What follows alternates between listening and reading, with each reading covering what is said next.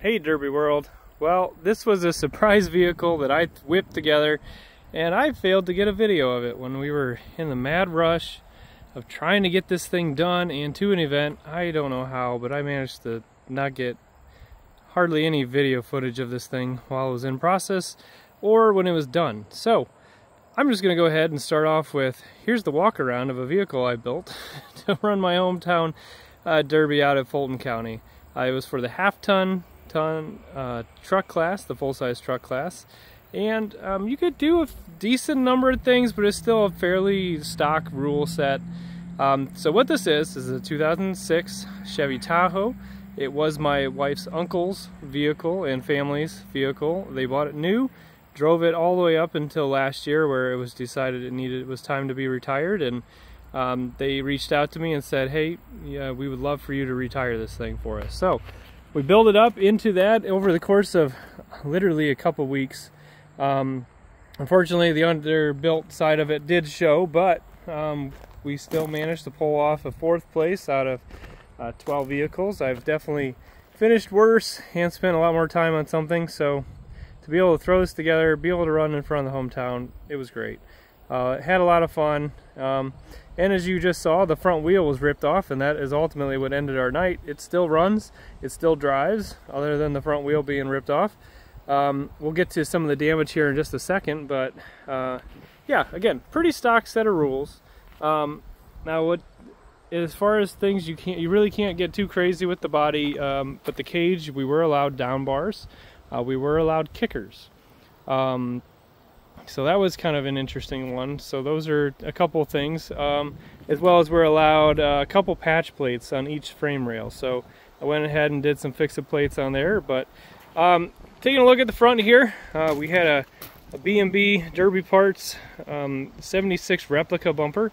So it's a little bit of a heavier bumper than I think I would honestly prefer for this class, but it was a very stout. I think it definitely held up great. We were hitting with it, and you can barely see that I did much other than I just kind of scratched some of the paint.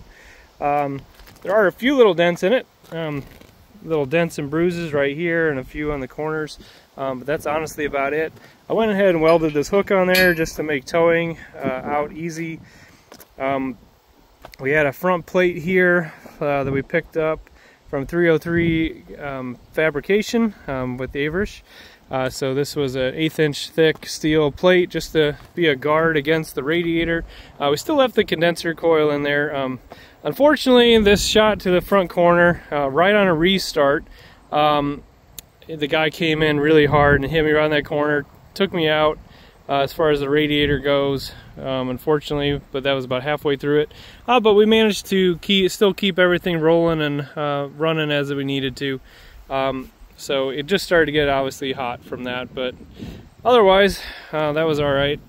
We were allowed to run up to 1 inch all threads, so we did that just through the front mounts there.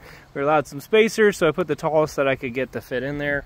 Replaced the rubber mounts with big steel washers, you know, the normal type of thing. Obviously you can see what happened here. We lost the front wheel. And I'll get under here. I'm using my phone just because again, I'm not trying to not miss out on filming some stuff here.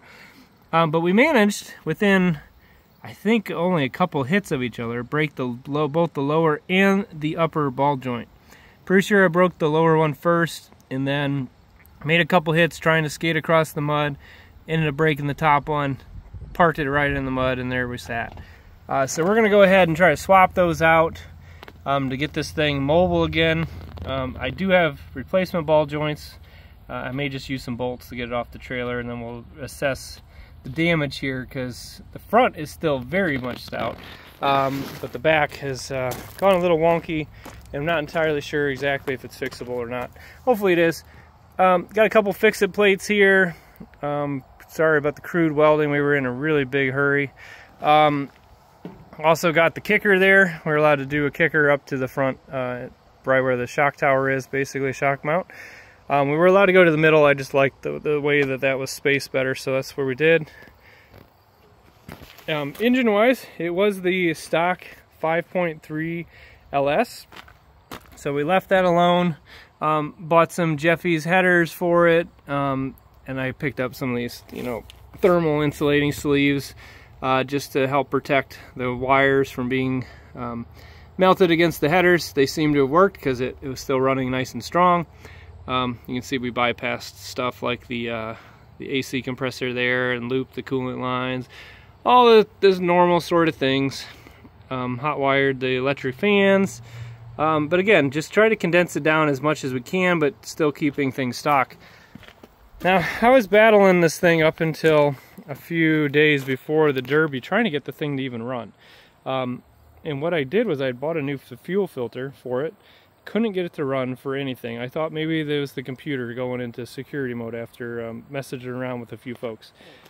So picked up another computer from a guy. Unfortunately, that didn't solve the problem. It turned out that that brand new fuel filter was actually from the manufacturer, manufactured wrong. It was not putting out any gas whatsoever. And I'll show it here in a second. Actually, I want to just go right to it.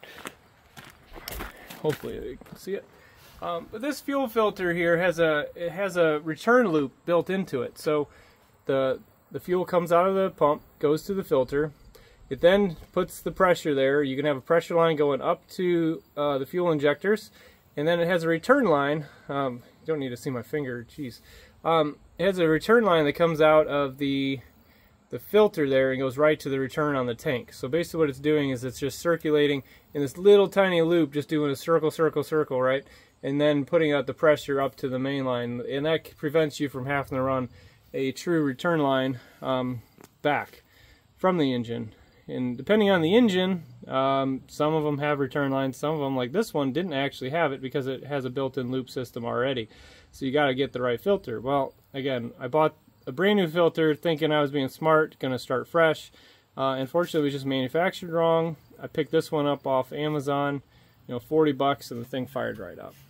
Pimp Products tank held up great.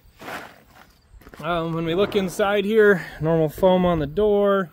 Really not much to write home about. Again, it's just a simple 4-point cage. We were allowed down bars.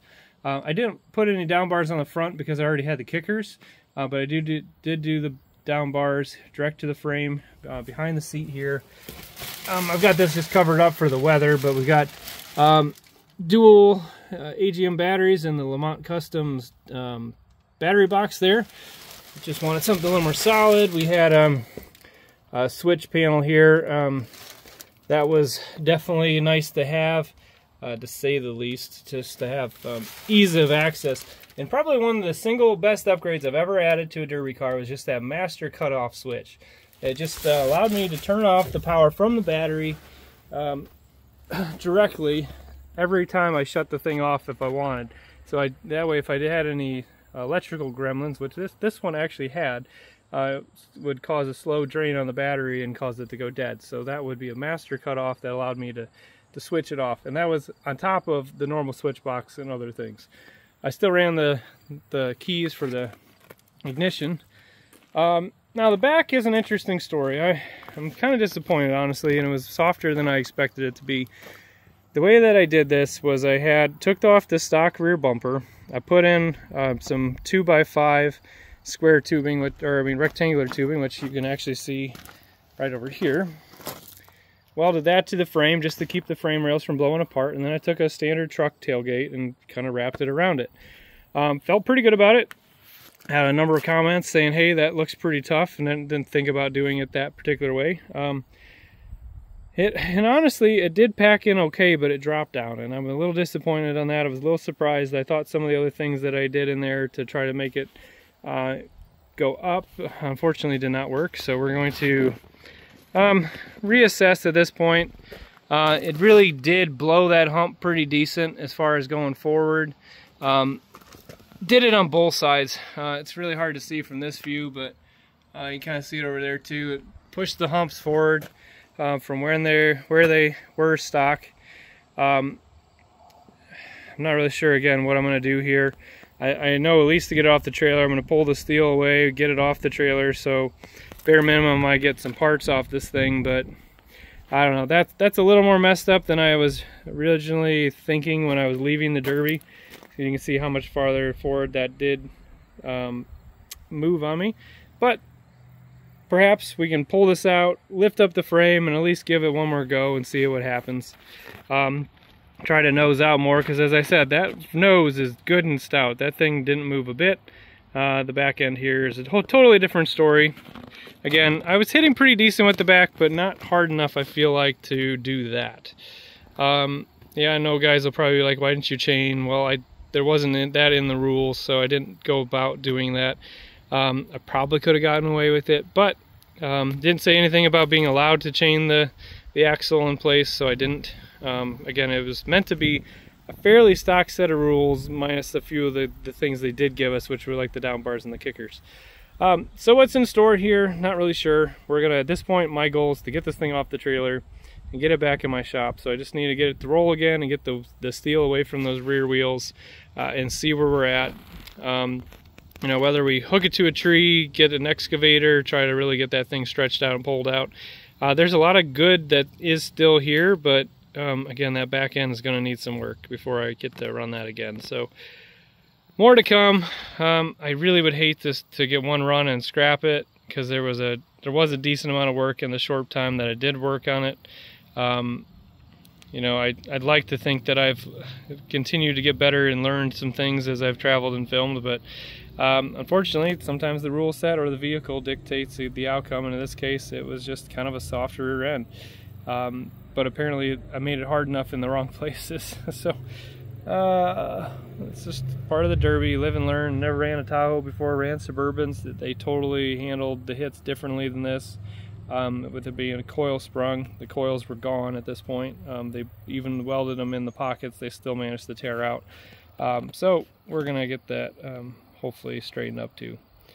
Anyways, there's a quick walk around of the 2006 Chevy Tahoe that we threw together, and it was just a lot of fun. We'll post the videos from that. That was Fulton County 2024 half-ton truck class. You should see this probably on the thumbnail.